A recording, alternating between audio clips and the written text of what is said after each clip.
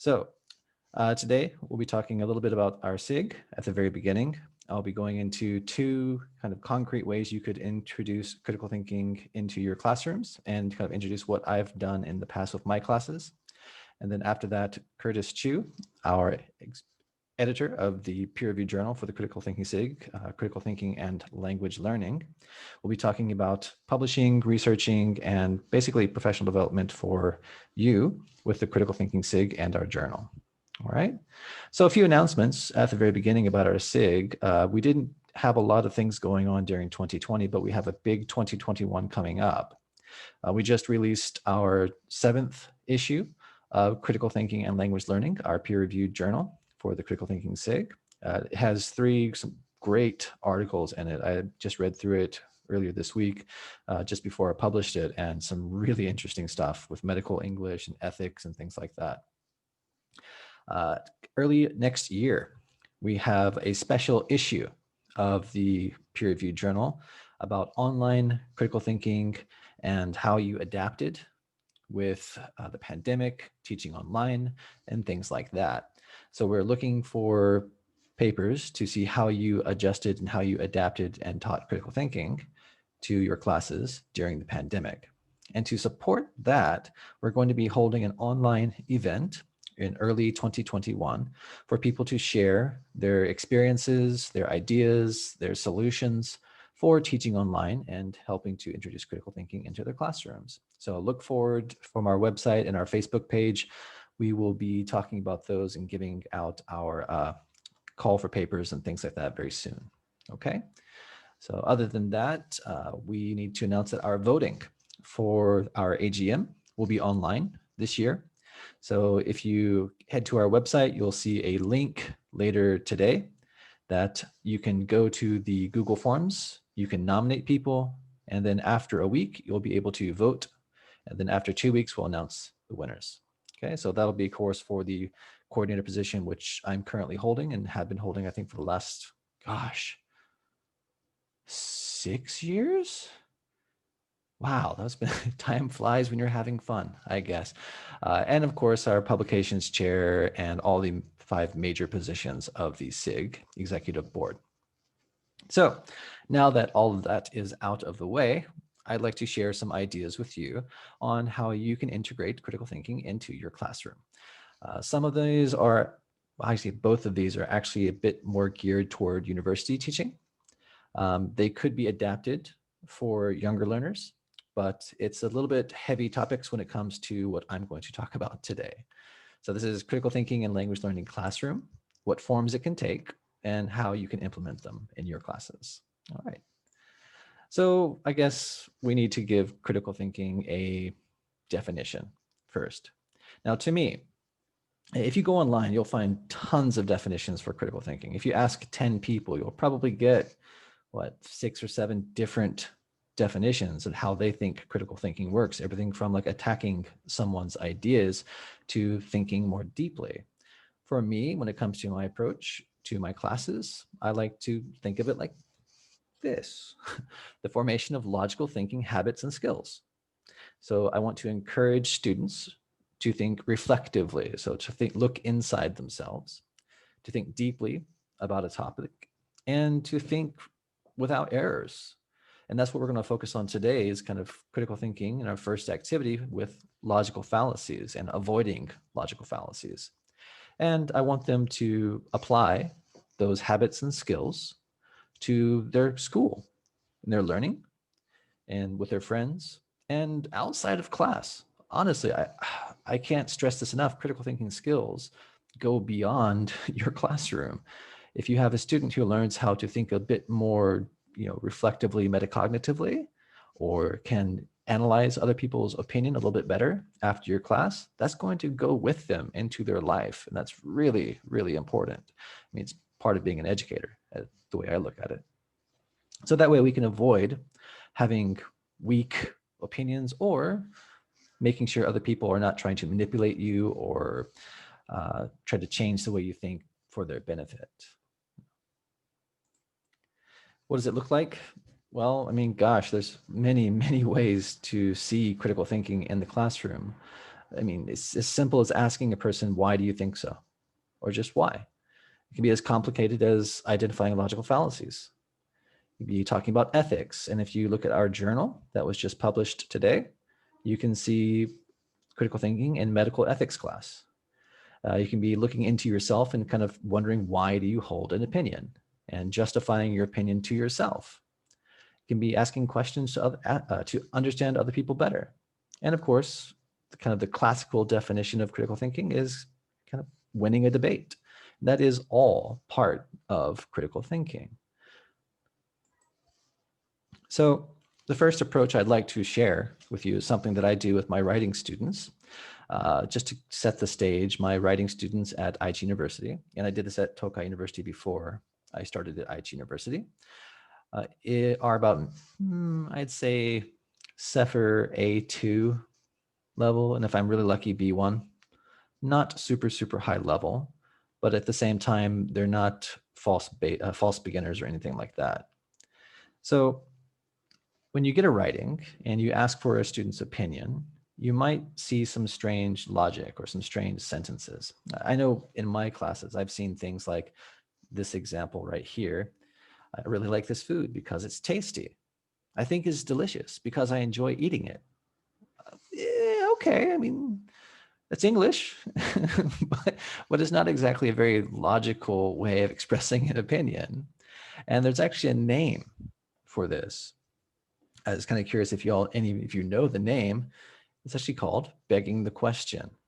Now, begging the question, I picked this one for a reason. It's actually a very commonly misunderstood logical fallacy, where they think begging the question is like making people ask questions, but actually it's circular logic. So if your premise or your conclusion are kind of the same thing, so your conclusion as in your opinion, your premise is kind of like why you think so. If it's the same thing over and over and over again, that's begging the question. So yeah, something that I've seen a lot in my classes, and something that's actually quite easy to see. So this might be something that I introduce to my students. However, I might not call it begging the question, and I'll tell you why in a few minutes. So how would you introduce logical fallacies into your classroom?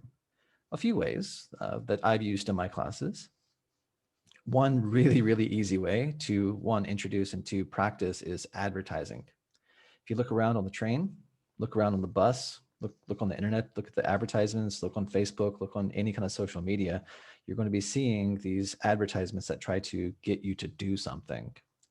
They have all sorts of logical fallacies like ad populum, which is appeal to the people, meaning everyone's doing it, so you should too. Also appeal to authority. So the doctor says this is the best way of doing it, so you should buy our product, type of thing. These are very easy to introduce and very easy to practice when you give them homework and say, hey, when you go home today, look around on the train, see if you can take a picture of a logical fallacy that you see.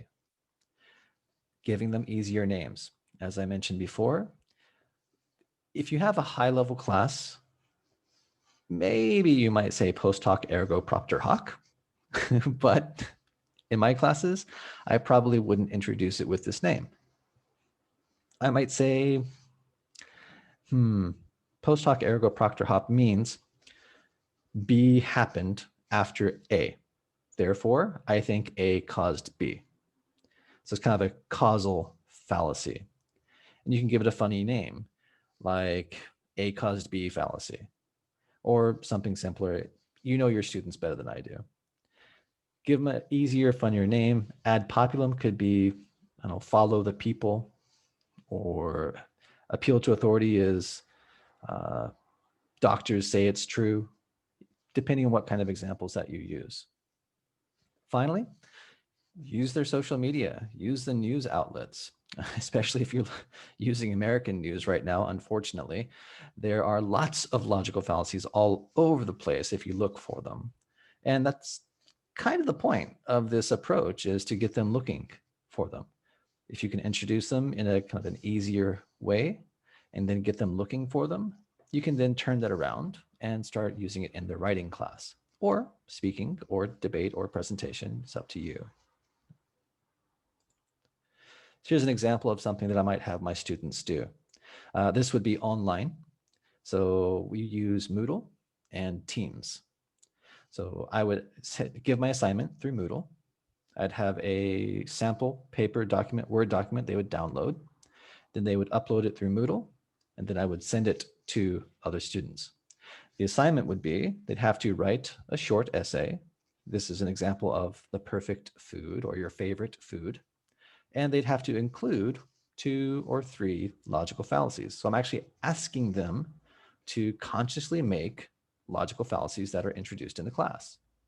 But their partner, knowing that there's 2 or 3 logical fallacies in their peer's paper, has to find them and underline them. So this is kind of like a 2-part homework. 1, they have to write the paper. 2, the partner has to send me the paper back from their partner with these logical fallacies identified. And the 3 in this one, so I think this means that all pizza is delicious. So I recently bought a Supreme pizza and it tasted so good. I think this means that all pizza is delicious. Of course, is the post hoc ergo propter hoc. Scientists agree. Appeal to authority. So if scientists, they know more just because they agree doesn't mean it's right. Try to give me some data, not just an opinion. And finally, many people love pizza, so that means it has to be great. That's the everyone's doing it type of fallacy, or ad populum. So this is actually something that my students wrote. I did this actually, again, A2-ish level, first year students. This is the 3rd draft. So it wasn't this nice at the very beginning, unfortunately, but they're getting better, thankfully. So that's the first one. The second one is a little bit more labor intensive. What I did at Tokai University when I was the reading and writing co-leader is we made, with my team, a booklet of logical thinking and critical thinking skills. And we integrated that into our curriculum.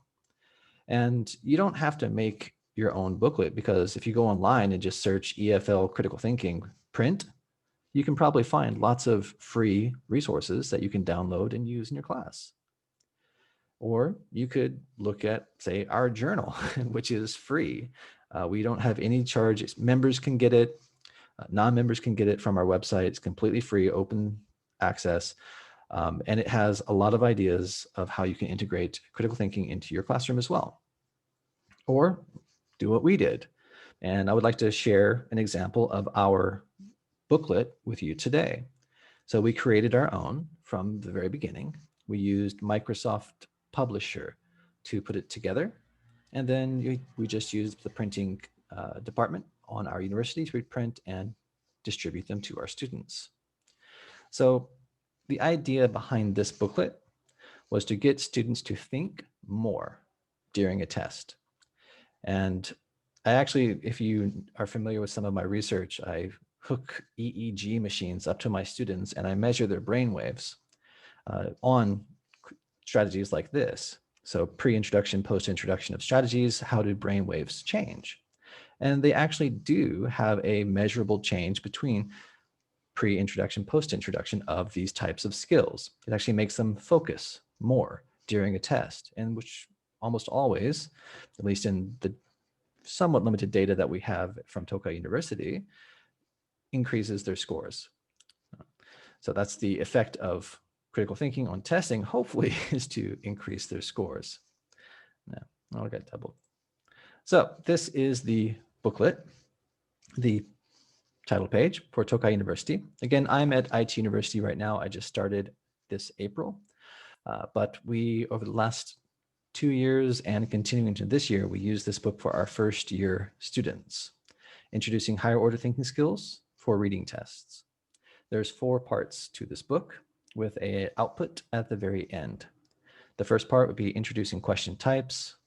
Then we actually teach them to learn how to do keywording skills. Then contextual clues for vocabulary, which is nothing really new. I think many teachers do that. And then justifying their answers, which we do that in a kind of a unique way, I think. I actually still use a version of this booklet with my TOEIC classes at IT University. The first part, we introduce question types. which is type 1, type 2, type 3, type 4. This comes from the ETS company, Tactics for TOEIC by Oxford University Press. And they say that type 1 questions, which are the fastest questions to answer, it's just positive information questions. The second fastest would be vocabulary questions. And then the two slower types of questions would be inference and negative information questions. Negative information questions just means those not questions. Not questions, of course, take longer because you have to identify 3 things that are in the reading in order to find the one that is not in the reading. And we have 2 practice sections. You can see there and there. So practice 1, where they're identifying question types, and the second one, where they're actually helping to make their own questions. Now, that's important for us because one of the main goals of this activity is to make students more of a test maker, less of a test taker. So we want to actually change the way they think about the test, change the way they look at the test. So by doing this and getting them to make their own tests at the end, as you'll see, we feel that this was a good way to introduce higher order thinking skills and critical thinking skills for testing. Keywording skills, we teach 2 types. 1, blackout style. Blackout style is basically you take out all the words you don't need. It's a bit more tie-hen or dangerous, as it were, because if you use a black marker to do this, you can't erase it. The second style is something very, my head's in the way, is underlining. What are the important words? Well, the key words, they're important for a reason. They're key for a reason. Those are the words that we make questions from, especially type 1 and type 2. So the type 1 being the positive information questions and the vocabulary questions. Again, we have 2 different types of practices there. One where they're just underlining and one where they're blacking out the questions. So just some practice. Third part, context clues for difficult vocabulary. 4 steps. 1, identify the difficult word type. Is it a noun? Is it a verb? Is it an adjective? Once they've done that, we ask them to read around the word to get context clues or hint words. Again, this reinforces the keyword section in the previous area. Once they have the hint words or the keywords around the difficult vocabulary word, we ask them to try to infer a meaning using the context and create a good enough meaning, meaning a jubun imi in Japanese. It doesn't have to be a dictionary meaning, but needs to be something close. For example, yesterday, I was teaching my TOEIC class about this very strategy. We used the word obfuscate. Now, obfuscate is a very difficult word. It's a high-level English word. It's not something that first-year students would probably be very familiar with. And there's some researchers who always say, why are you introducing this word? Well, it's kind of a proof of concept for my students. If students can take a sentence like, the ninja was obfuscated by the tree as he waited for the shogun to pass underneath, and they can deconstruct that sentence and make a good enough meaning like hide, well, they can probably use that to answer a type 2 question, which is vocabulary. So that's the idea behind this context clues. Once they have all of these, they would justify their answers. I think that slide is missing for some reason. Justify your answers just means one thing, drawing lines from the question to the answer. You would have a reading on one side, your questions and answers on the other. And once you have answered your questions, you just basically draw a line from the answer that you chose to where in the reading you feel it is. So you're justifying your choice of that answer. Once they've done all of that, we ask them to go online, research an article, find, say, an article about something that they're interested in, read it, then they get to create their own quiz using one question from each type. After they've done that, we switch booklets, much like the logical fallacies in the writing approach. The partner will do the quiz, read the paper, and then peer review that person's TOEIC test or the reading test, as it were. Did it use all 4 types of questions? Was it too easy? Was it too difficult? Do you have any suggestions? Again, this adds another kind of critical thinking element to this activity.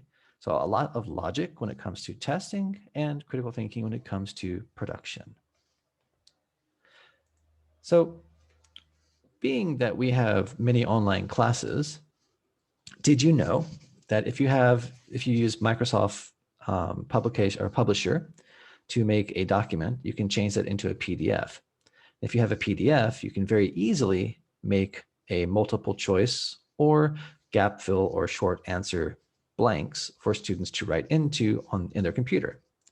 So there's an example over here where I just basically put A, B, C, D choices here.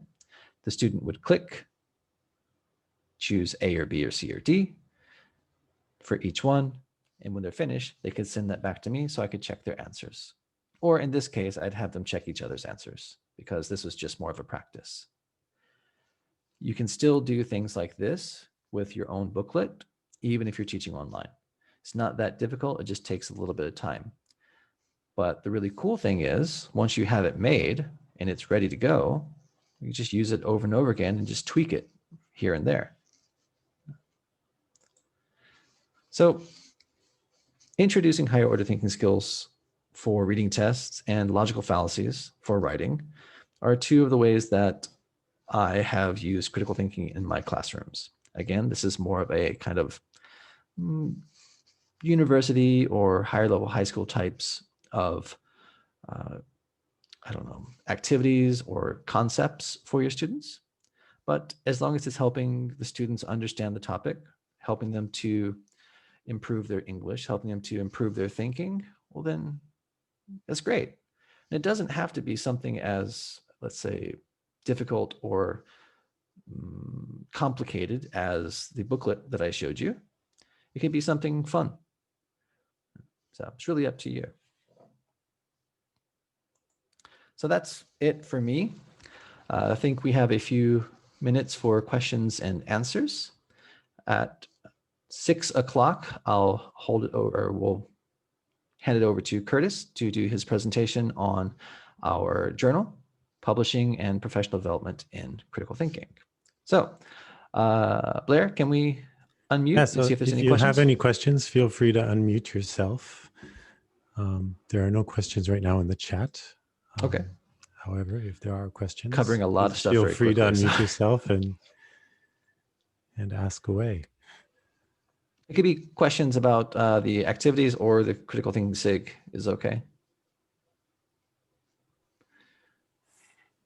Hi there. Can you hear me? Hi. Yes, I can. My name is Michael. I work with Todd at Setsunon University. Oh, okay. And very interesting presentation. Thank you very much. Thank you. And I have a technical question, actually. Sure. You mentioned that by creating a document in Microsoft Publisher, you can somehow export it to Adobe and make a test out of it. Did I hear that correctly? Yes, that's correct. Could you talk a little bit more about that? Sure. Please. Maybe I can show you. Hold on a second. Yeah, that would be even better. Thank you. So basically, when you go into Microsoft Publisher, do I have that installed? I don't think oh yes, I do. Okay. So when you go into Microsoft Publisher, let me see if I can get something up on here. Question types. Okay, so I'm going to change my sharing of screen here for a second. Publisher, share. All right, you can see my grassy background there. So this is Publisher question types that I was talking about before. Basically, when you want to make, after you've made it, you want to go up to Export PDF. That's basically all you need to do to make a PDF from Publisher. Once you've done that, let's put that into desktop, question types PDF. It's already there. Okay. Actually, yes. Let's do that, because I just used it yesterday. And we can go into question types here. So can you see my Adobe Acrobat? No? Okay, let me reshare.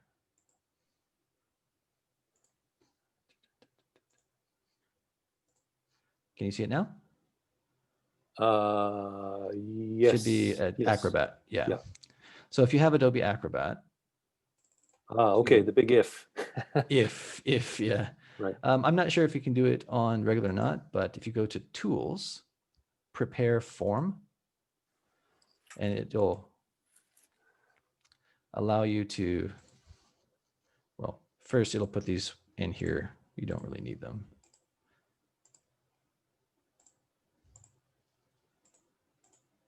These are just basically,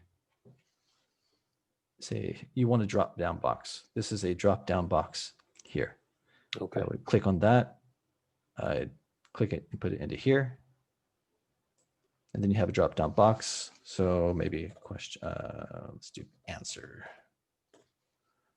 Once you have that, properties, and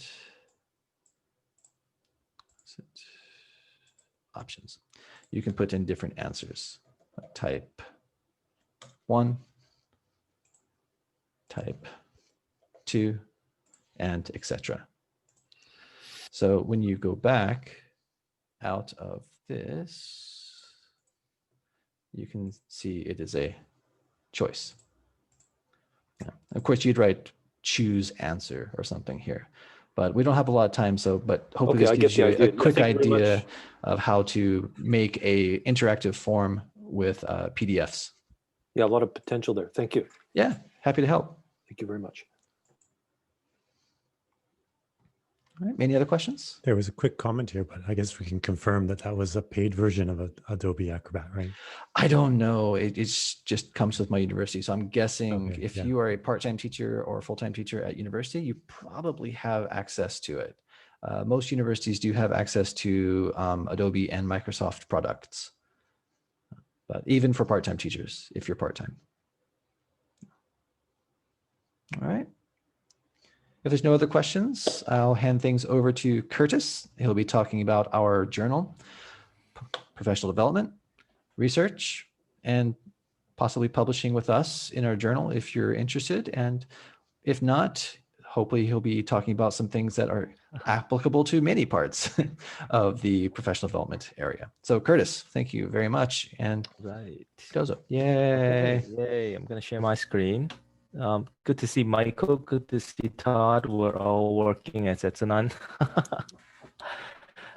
Okay, so you guys can see my screen, right?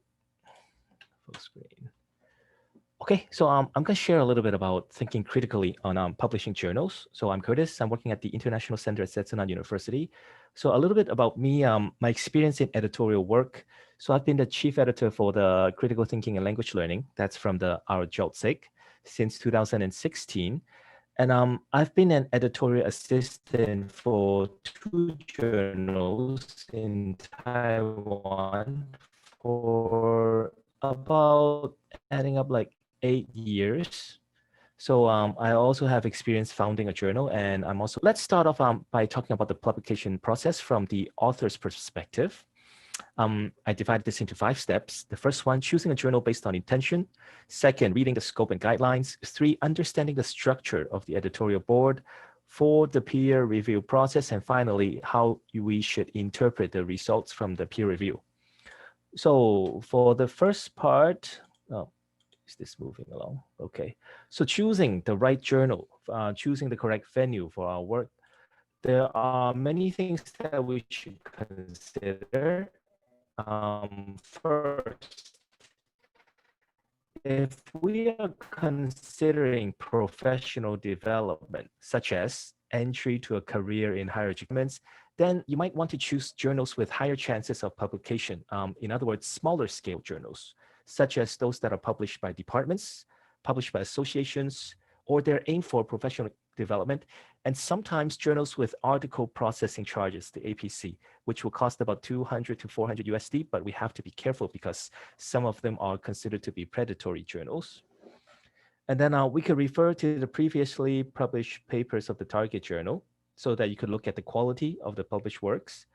And we could also refer to the qualifications of the editorial board and the board of reviewers. So if we think a little bit more critically, we look at the journal, we look at the board of reviewers, and you see that all of them are PhDs. Then you could imagine the review process would be a little bit more rigorous and tougher. Acceptance rate of the journals. So some journals, they will tell us the acceptance rate, how many percent, for example, if I remember correctly. If we want to, on the other hand, not for professional development, now perhaps you're in a later stage in your higher education career, you want to be establishing knowledge,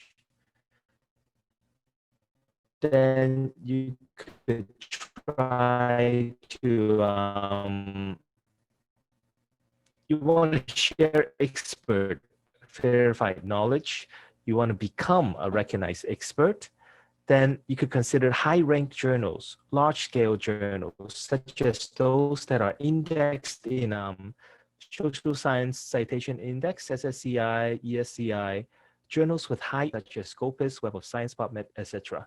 And for those journals, the review process could take a year. I've heard some of them taking up to 3 years. We should expect at best the result to be revising and resubmitting.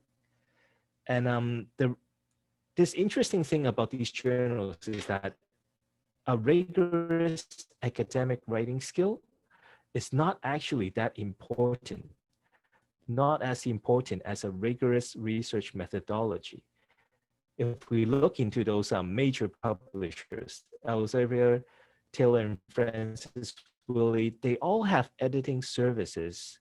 They could make your, they could polish your manuscript looking really nice. They could even help you organize the things so that you could, as they say, submit with confidence. But you'd have to pay a lot of money for that. But this all is more depending on how rigorous your research methodology is. Then reading the scope and guideline. So while we prepare the manuscript, you want to make sure that the topic of the article is included in the scope, but sometimes you're just not sure. So you could write an email to the editorial team to ask about it. And format line, and also you could look at the previously published articles in the journal, the fonts, the style spacing, word limits.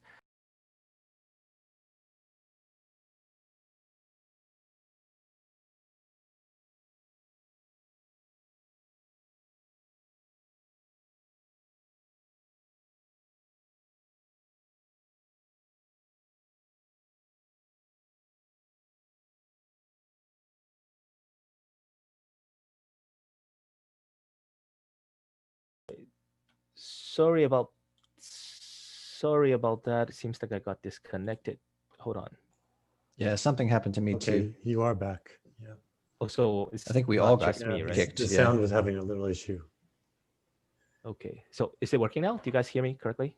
Yeah. Yeah. I'm wondering if you might want to turn off your video, Curtis, And just do the slides. and just do the audio. Hold on. That How do might you help. do that? Stop video. All right. This would be better. Yeah, we'll try that. Thanks, bud. Yeah, let's try it. Okay, thanks. All right, so if you don't format your article correctly, it's easy that will lead to a direct rejection from the initial screening. We'll talk more about that later.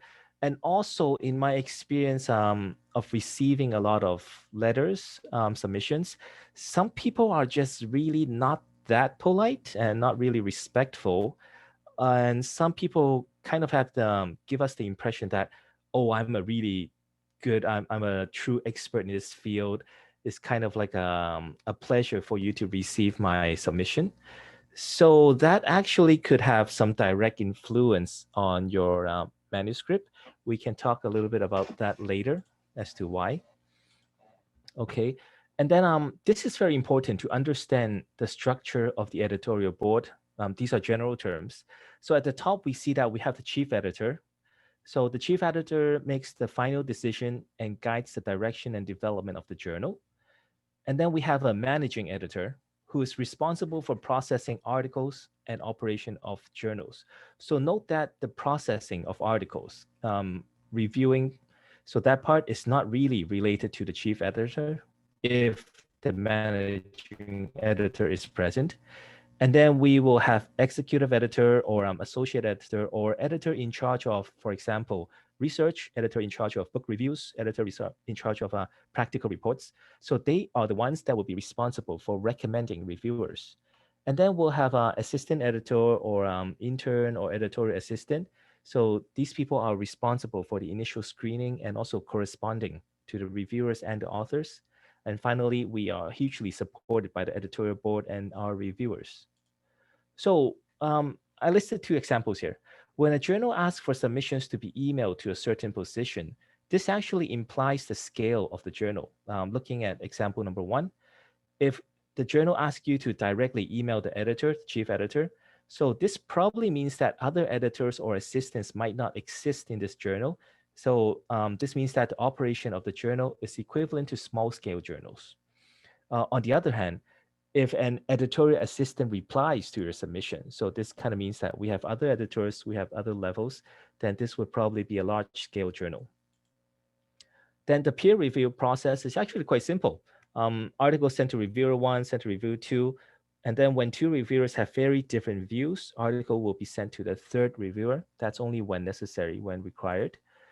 But in large-scale journals, there are executive editors or editor in charge to make recommendations as to who to invite to review an article. Now, this process is a little bit more complex and less biased. This actually means it's a decentralization of the editor's power. But in smaller scale journals, the chief editor or associate editor, they will directly decide who to invite to review the article.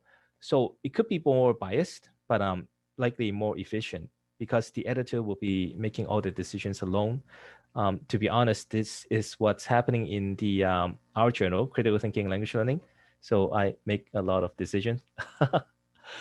And then we look at the results. So as most of us have experience submitting our works to journals, we have 2 reviewers, and then the results likely is divided into 3 parts: accept after revisions or without revisions, revise and resubmit, and reject. So if you look at this table right here, what we really want to aim for is revise and resubmit. So if we spend a lot of time writing a paper, submitting it, and then we get the result, revise and resubmit, this actually does not sound as bad as it seems. Some author complained. Kind of complained to me that, oh, I spent so much time, I'm very confident in my work, why is the result revise and resubmit? So that one person I remember very clearly, he just decided to no longer finish the revision and just submit elsewhere. But revise and resubmit actually means that the reviewers think they want to have another chance to give a second round review. After you make the revisions, they want to look at it again. This means that they think your work has merit. So it's a good thing. It's a good thing. So we should aim for revise and resubmit. That's a good thing. Okay, then from the perspective of the editorial board, we first go through an initial screening, and then we have to find an editor to be in charge of the article. We have to find the right reviewers. And after review process is completed, what do we do?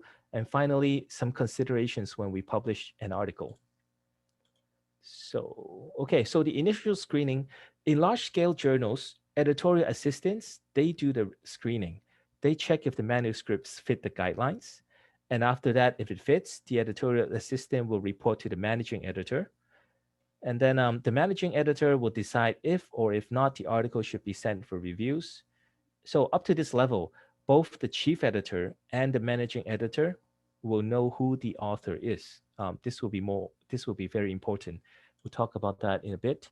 In small scale journals, the editor usually does everything: screening, checking for the guidelines, and also deciding if it has merit or not, and deciding if the article should be sent out for reviews. So the editor will know who the author is. Then why is it so important? Who knows who the author is? So some possible influences at this stage. If the author is impolite, the editorial assistant will receive the email. Then what would happen? The editorial assistant could delay correspondence, which in turn delays when the author will find out about the results. But if we submit to large-scale journals like Willie or Taylor and Francis using online systems, then that would be less likely to happen. If the author is a distinguished scholar, so the journal will prioritize the submission because publishing could improve the ranking, in other terms, citations of the journal. And if the author is a member of the editorial board, this is actually very common. This is also known as an internal submission. Well, as a recognized expert by the journal who is invited to be on the editorial board, what would it mean if the expert's paper is rejected? So knowing who the author is very important, and it actually influences our outcome. And finding someone that's in charge for the article. So in large-scale journals, editorial assistant, they will invite members from the editorial board to be the executive editor for the received article. Then the executive editor will not know who the author is, okay, or the editorial assistant will notify the editor in charge. Well, we have to note that this is all voluntary work, but commitment to large-scale journals returns with benefits, like it really adds credentials to your CV. Well, in small-scale journals, the editor or the assistant editor will be responsible for the article. So it's voluntary work again, and commitment to small-scale journals, it's more like service to the community. For example, being an editor for the CTLL, Critical Thinking Language Learning, it's more like a service. Well, some examples of possible influences at this stage. So in large-scale journals, the executive editor, even though they will not be notified who the author is, they could likely find out who the author is just from the content of the paper. Well, academia is in a certain field is very small, or they search up the topic in Google. The author might have done a similar presentation elsewhere. So it will affect the composition of the list of recommended reviewers for the article. Friends or rivals. Okay, we have to make note of that. And then if the topic of the article shares a commonly favored view of the editors, publishing the article could reinforce the mission statement of the journal. And for small-scale journals, from how the author corresponds with the editor and how the editor perceives the author's paper, the editor invites different people to review the article. And if the journal is in need of submissions, it would actually try harder to retain the article from being rejected. So these are some things that we could think of. And then finding the right reviewers. So ideally, the editor should give a fair chance to the author by inviting reviewers who will be rigorous in the review process. Well, while this is actually impossible, which is why there's the system of double-blind peer review. So we have 2 or 3 reviewers so that contrasting views could be balanced. And ideally, a reviewer should be an expert on the topic. A reviewer should have no conflict of interest with the author. A reviewer should have an open mind to reviewing articles with different perspectives. And a reviewer should consider the interest of the journal or establishing new knowledge over personal interest. Okay, but in my experience, from what I saw, realistically, if the journal needs publication, the author could find reviewers who are known to be easy or kind to papers with quality that is subpar, but which will significantly affect the results of the review. So some reviewers, as some of us have experienced reviewing papers, we tend to be nicer or kinder to people and to encourage professional development, or we would want to give them a second chance to revise the paper so that we could review it again. But some people are known to be more harsh. And if there's a conflict of interest, personal reputation or gains will be favored. For example, an article arguing an opposite perspective to the editor or a reviewer, then if the paper is published, this actually means that the reviewer is allowing someone to say that he or she was wrong. So there were some cases that I saw before, the reviewers kind of deliberately turning down well-written articles because they have different stance on the topic. And qualified reviewers who have the time to help reviewing articles are really hard to find. And then reviewing papers is equal to service to academia, will increase teacher evaluation scores in higher education. So there is actually some interest there. And board of reviewers for large-scale journals, they tend to invite known experts in the field. Board of reviewers for smaller scale journals, so they tend to invite people who have relationship with the editor, or someone that people in the association might know, would recommend. Okay, so after the review process, in large-scale journals, the editorial assistant will send the review comments to the author and ask the author to revise the article and address reviewers' comments. Then the editorial assistant will compile the author's revisions and responses to the reviewers' comments, and then they will send it to the executive editor who's in charge for this article. The executive editor will check the revisions and responses to make sure that the revisions are sufficient. And then if the executive editor has no other comments approving the article, then they will not immediately tell the author that, okay, your paper is accepted. They still have to go through the editorial board and an editorial meeting before officially approving the article for publication. In small-scale journals, the editor will compile the reviewer's comments and ask the author to make revisions. Then the editor will check for the revisions and see if there are further amendments. Okay, and then finally, publishing the article, there are some considerations. First one, if there are more than enough submissions for the upcoming issue, an article could be technically delayed so that it could be published in another issue instead. Like, for example, in a journal that is published biannually, twice a year, if we have already have 3 papers ready to publish, then, but actually we have 4, so there could be technically delaying the 4th paper, sometimes in correspondence, or sometimes just asking the author, hey, can we publish your paper in the next issue, so that this kind of makes sure that the sustainability of the journal. And a journal usually needs at least 3 external articles to be published per issue. Internal articles are those that are submitted by members of the editorial board. And then the number of articles published, the quality of reviewer comments, and the rejection rate, these all contributes to the national ranking, but not all countries implement a national ranking system of a journal. And the national ranking of a journal affects how much funding a journal will receive from government agencies. Okay, and then number of citations among articles will affect the international ranking of a journal. And finally, small scale or local journals aimed at professional development, well, they don't really concern with journal rankings. So that's something that we should consider. All right, so in short, from my experience, I think that we should learn about the type of a journal, who the members are in an editorial board, and whether the topic of your article is in favor of the editorial board before submitting an article. So expecting a fair and just equal review process is never really realistic, but achieving a favored review process could be reasonable. Okay, so that's my presentation right here. Thank you. So as James said, we have just published our Critical Thinking and Language Learning, our new issue.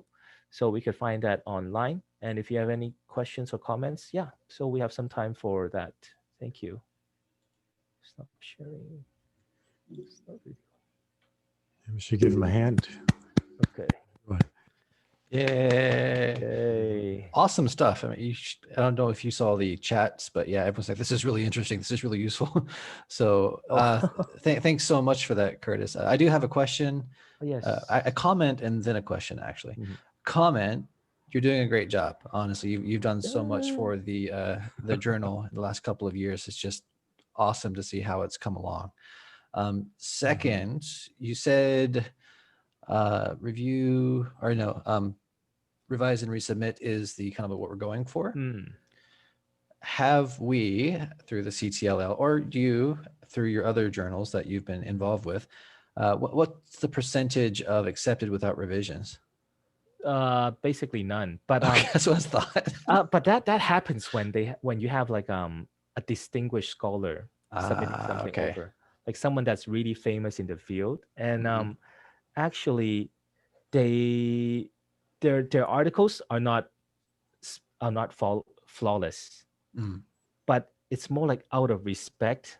We can't really ask them to fix their articles or Oh, make really? amendments. Yeah, because they're already like kind of giving us this prize of submitting it to the journal.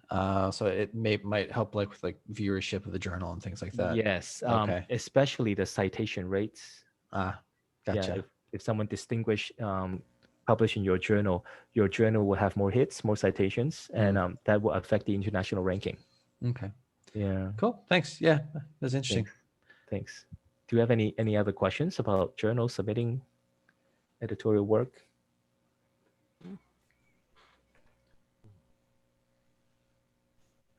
Predatory journals. They are everywhere. That is very interesting. But we should know that, in my opinion, a lot of people need predatory journals to advance their careers, and which is why. Really? Yeah. Like in the experience, like for example, I'm working in Japan right now. We don't really have a very harsh limit on how many articles published per year, how much grant we must get. But in Taiwan, or I believe in the States as well, like every year, your teacher evaluation, you have to have this certain number of papers, or you just can't get your contract renewed. Or you can't promote to, for example, from assistant to associate professor. You just can't. So, and then out of time limit, the predatory journals could give you, like an easy way out, could give you like your results in 2 weeks, but it will cost about 400 US. And some of them, they just don't really review your paper. Yeah. To be completely honest, I mean, in my experience, when someone says, "Oh, you should read so and so's article," and I go to say their bibliography and look at it, I'm like, "Oh, wait, that's a pay to publish journal." Yeah, pay to It publish. automatically kind of makes me think or question, one, their ideas, and two, is this really something I really want to read? Yeah, but then we need it. In some countries, we really need it. The pressure is so high on publications. But that's why we're here, right? I mean, we're not easy to get into. I think we have a pretty high rejection rate, but we're definitely not difficult to get into, I don't think. Our journal, I remember last year's issue, or the one prior to that, our acceptance rate is about 30 to 40%, I think. Yeah. I mean, it's so that but again, wasn't that easy. The ideas and strategies that you shared today would really go a long way to help people to target the right journals and get published. Yeah. So, I mean, just really fascinating information today, stuff that even as the coordinator of the SIG, I didn't know about and didn't think about. So good stuff. Yeah, thanks. So like when I was working in Taiwan, we had this really high pressure to get published. I was actually thinking of predatory journals myself. Yeah, it's such an easy way out. And they don't say it explicitly, but then you pay for it, you have like a 90% chance of getting published, basically. Oh, wow. Yeah. And then if they reject your article, you don't have to pay, but they are totally profit-based. Do you think research funds will pay for that? Oh, they will. Really? Some of them will. Oh, gosh.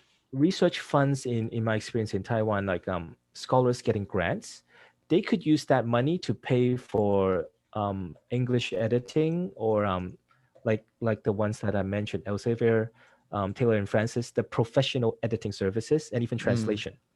Yeah. So a scholar could write a really nice article in Chinese, pay like several hundred, up to 1,200 USD to translate the article, and also like organizing in a very westernized, logical way.